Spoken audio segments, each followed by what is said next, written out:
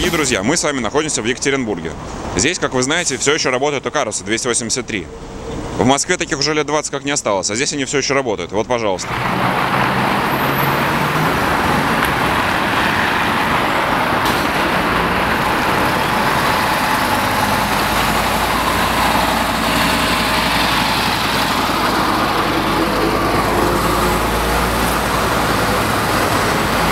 Сегодня мы обкатываем 57-й маршрут. Как видите, еще довольно раннее время, еще даже не расцвело, а мы уже вылезли в город снимать автобусы и все остальное. Мы находимся на перекрестке проспекта Ленина и улица Карла... Мать его, я не помню. Улица... Чтоб тебя... Мы находимся на перекрестке улицы Ленина и улицы Карла Либкнехта. Это такой немецкий политик из конца 19-го, начала 20 века. Неважно, прочитайте сами в Википедии. НИФАС. Такие же ездят в Москве, только в Москве синий, а это тот зеленый. В кузове электробуса, так сказать. Довольно неплохо смотрится в зеленом окрасе-то. Полюбуйтесь, как он отъезжает от остановки.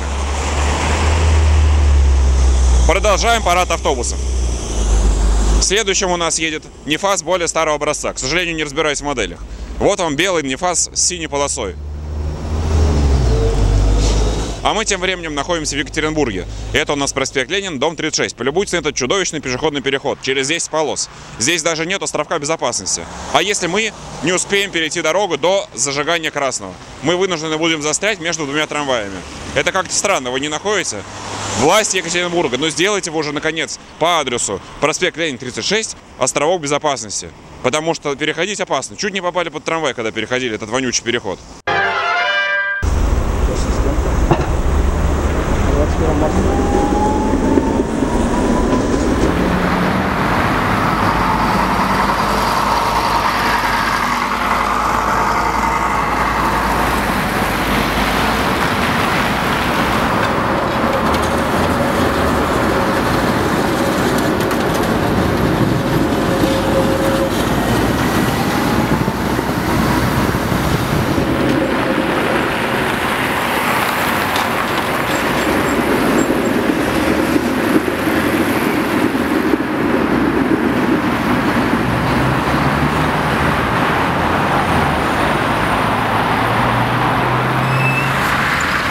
Такая вот здесь техника для уборки улиц.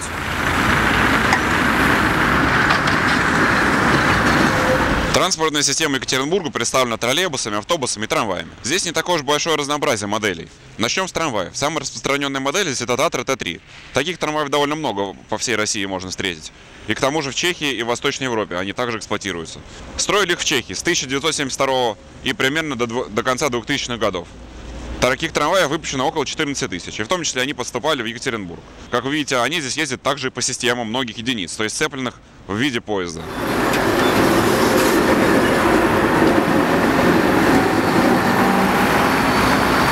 Вот так выглядит салон Татры Т3. Первая 784, они в принципе с 97 года работают стабильно только и работают такие неожиданные. Еще один интересный вагон – это двухдверная Татра Т3. Такие поступали только в Советский Союз, в силу особенностей оплаты проезда, которая применялась в те времена. Сейчас таких вагонов осталось очень мало, но вот в Екатеринбурге можно их встретить. Работают они на разных маршрутах, в основном на 18, на 15 и на 10. Также видел их на единичке. Так вот они выглядят внутри.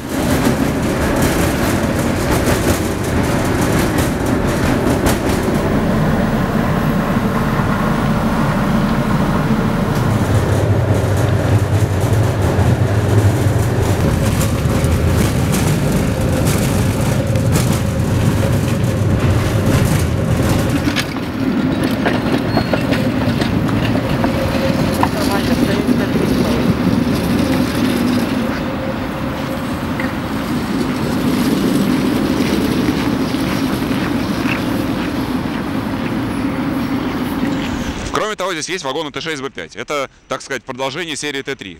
Их еще называют Татра Т3М. Они более крупные, более квадратные и более вместительные. Таких вагонов довольно мало, но они есть в Екатеринбурге, в Нижнем Новгороде, в Туле еще остались и в других городах. Их, конечно, меньше, чем Т3. Тех-то 14 тысяч, а этих примерно 1500 было построено всего.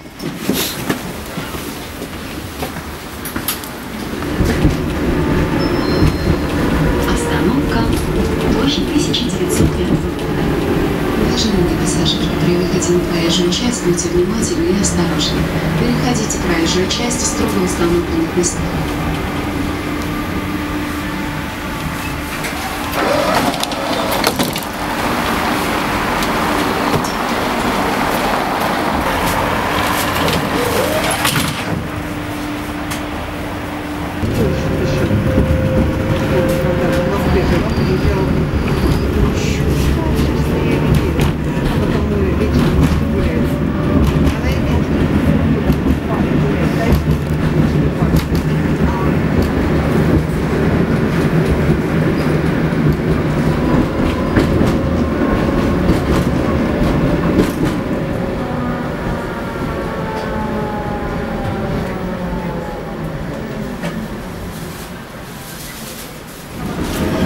За что мне нравится вагон Т6Б5, так это за их огромные по сравнению с Т3 окна. При моем росте хотя бы можно видеть город из окна трамвая. Следующая разновидность трамвая, которая работает в Екатеринбурге, это трамвая Урал-Трансмаша, УТМ. Вот перед вами 71402 модель. Его еще называют «Спектр». Такие трамваи строились с конца 90-х в качестве замены для Т6Б5. Они имеют такие же габариты, такую же вместимость и почти такие же очертания, только более топорные, более квадратные. Т6Б5-то более стильный, все-таки иномарка.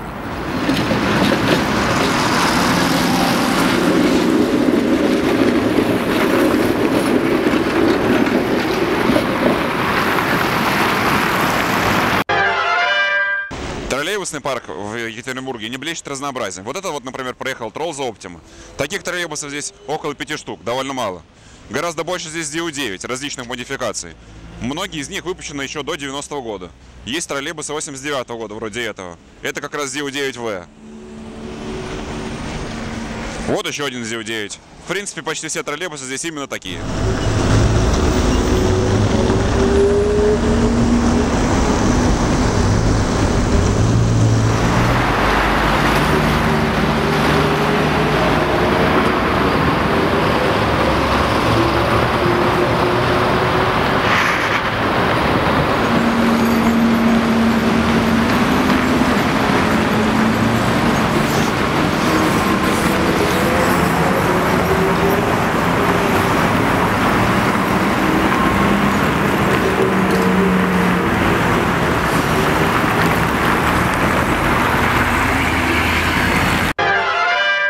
Еще, как вы знаете, в Екатеринбурге есть метро.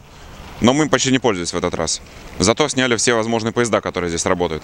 Номерной с квадратными фарами и номерной .6К.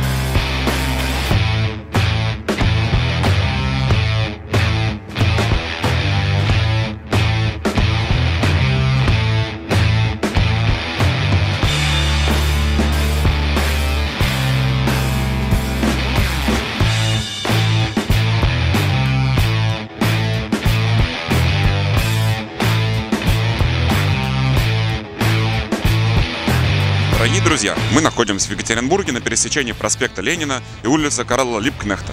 Собственно говоря, чем интересен этот перекресток? Здесь по меньшей мере 5 трамвайных маршрутов, 3 троллейбусных и бог знает сколько автобусных. Самое интересное, что именно здесь ездят в основном икарусы, на 57-м и на 1-м маршрутах. Мы уже наловили этих икарусов, ожидали, что будет сложно их поймать, но оказалось отнюдь. Икарусов просто до хрена пока еще работает, но скоро их не останется. Собственно говоря, вот один из этих икарусов.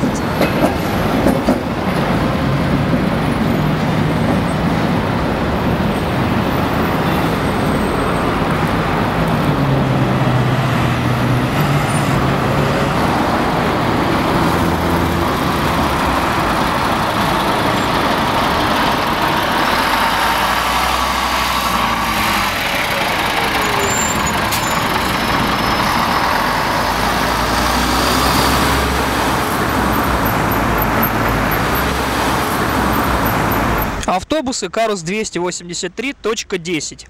Это единственная эксплуатирующаяся модель автобусов марки Икарус в Екатеринбурге на сегодняшний день. Из 170 штук, что были построены в период с 1996 по 1997 годы на Кавском автобусно-строительном заводе, осталось лишь 34 машины. Из них работает где-то около половины, порядка 20-15 штук. В ближайшее время планируется замена Икарусов данной модели на более современные автобусы, в связи с чем недолг день, когда их эксплуатация окончится. Вообще, сами по себе автобусы очень интересные, и у них немало отличительных элементов от базовой модели Икаруса 280. В частности, сам автобус длиннее порядка на 2,5 метра, почти 18 метров в длину машина. Это можно увидеть в дополнительных оконных секциях в тягаче и в прицепе. Также у 283.10 есть отличие от 283.2.0 в смещенной второй средней двери в тягаче на одну оконную секцию ближе к колесной арке. Ну и в целом кавзовские Икарусы, если можно их так назвать, отличаются еще и двигателем класса Евро-2, поэтому звучат они немного иначе, нежели классический 283.2.0.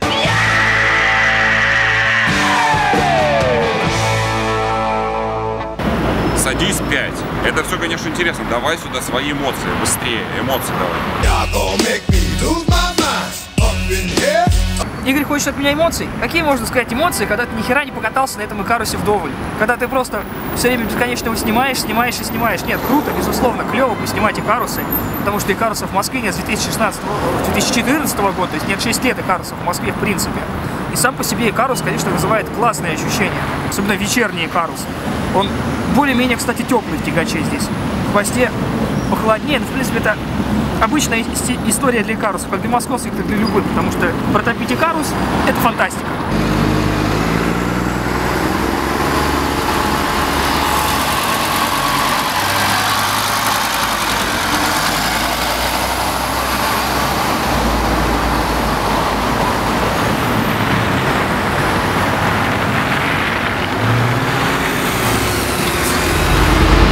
В одном из екатеринбургских Икарусов 283.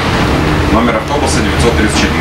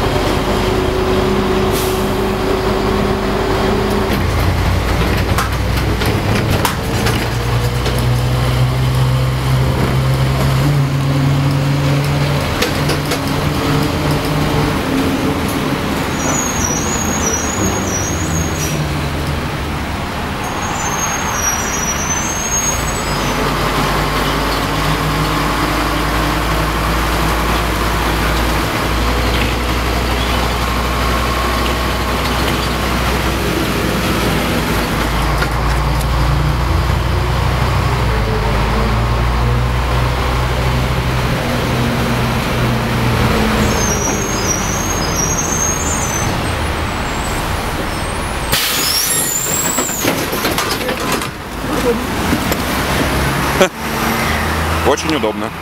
Заборы в Екатеринбурге.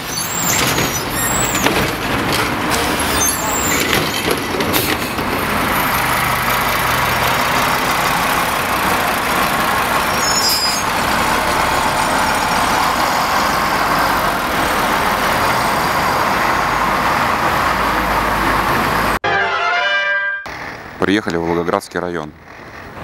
Уж не знаю, когда это было построено. Но вот это весьма посредственно. Уродская многоэтажка. На другой стороне деревенские дома, более прикольные. И, конечно же, море заборов. Вот едет крутая двухдверка. И как ее нормально снимать? Здесь куча столбов и заборов. Что мне не нравится в Екатеринбурге, так это обилие непонятных зданий. Вроде, например, вот этой Елды. Или вот этой. Или вон той. Или вот этой. Вот, кстати, за что мне еще не нравится Екатеринбург. За то, что здесь какая-то невероятная куча машин. А трамваи ездят посередине дороги. Соответственно, снимать их вообще невозможно. Вот вы полюбуйтесь только. Вот едет крутая, редкая двухдверная Татра Т3. Но фотографию сделать не получится, потому что она среди машин.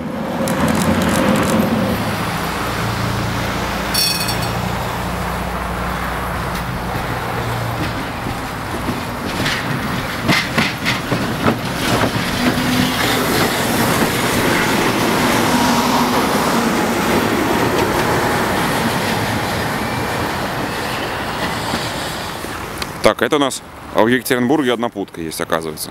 Трамвай. Да, внезапно, негаданно в Екатеринбурге почти все время работы трамвая имеется однопутка. Раньше это была железнодорожная линия на электростанцию, которая располагалась на берегу Верхесецкого пруда, который правее за этими домами. Впоследствии переделали под грузовой трамвай, а где-то с началом войны уже переделали под пассажирские линии. Но это не точно, это надо уточнить будет по дате. И так сложилось, что тут даже на каких-то участках до сих пор рельсы остались с тех времен, когда их клали. Единственный маршрут, который в принципе не менялся за все время своего существования, маршрут следования. Как ходил от Верхесецкого завода, так и ездит сейчас до Зеленого острова. 2 вагона как ездили, так и ездят с интервалами. Хотя, конечно, были времена, когда раньше, в летние пики, многие ездили отдыхать на берег Верхесецкого пруда, тут ходили даже с лодки. Но впоследствии все равно остановились на одиночных. И самое интересное, что это одна из немногих линий, которая до почти до конца 90-х обслуживалась вагонами исключительно с бугелем. То есть специально на Татры их ставили, чтобы обслуживать 11-й маршрут. Здесь была настолько убита контактная сеть? Да, она и сейчас настолько убита. Тут даже не столько контактная сеть, сколько убитый рельс. Это еще считается ровно. Просто потом дальше начинается место, где там заболоченные территории. И там они вот так вот скачут. Поэтому тут можно ездить быстрее, но 20 минут это исключительно из-за того, что тут рельсы вот волнами вот так. И вагончик, соответственно, волнами. И скорости, соответственно, тоже не сильно большие. Зато местная достопримечательность. Свет в конце тоннеля, где вагон? Вагон.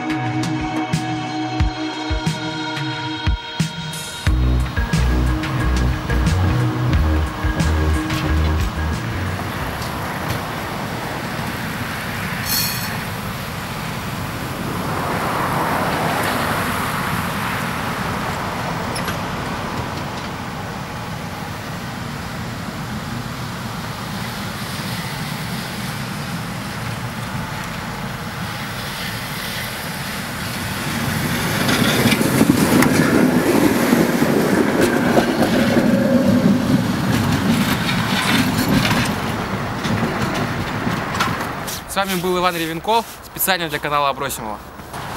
Ну что ж, дорогие друзья, вот и закончилось наше путешествие в Екатеринбург, в котором мы обфоткали все икарусы, какие были на маршруте. Также немного покатались на трамвае. А на этом у меня все. Пишите в комментариях, как вам Екатеринбург. Понравились ли вам икарусы? Как вам трамваи? Мне кажется, они просто офигенные. Мега чистые, мега ухоженные. Я не видел ни одного поцарапанного трамвая. Подписывайтесь на мой канал. Скоро на нем появится видеоролик про депо Москва-Пассажирская-Курская, которое планируют закрыть в 2021 году. Закрыть и снести. Ну что же, до новых встреч. Спасибо вам за просмотр. Можете поделиться этим видео со своими товарищами, которым тоже интересен транспорт.